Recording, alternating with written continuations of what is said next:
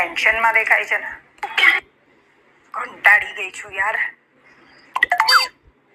મારા પતિ છે ને રોજ રાત્રે એટલા મોડા મોડા ઘરે આવે જ ને કે પછી આવે ને જમવાનું આપો અને પછી સુવાનું એટલું મોડું થઈ જાય છે ને.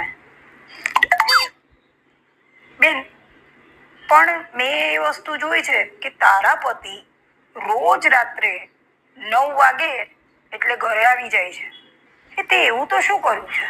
જો બેન, મેં એક નિયમ બનાવેલો અને મારા પતિને ચોખ્ખું કહી દીધેલું કે જોડણ પટ્ટીનો સમય રાત્રે 9 વાગ્યાનો રહેશે.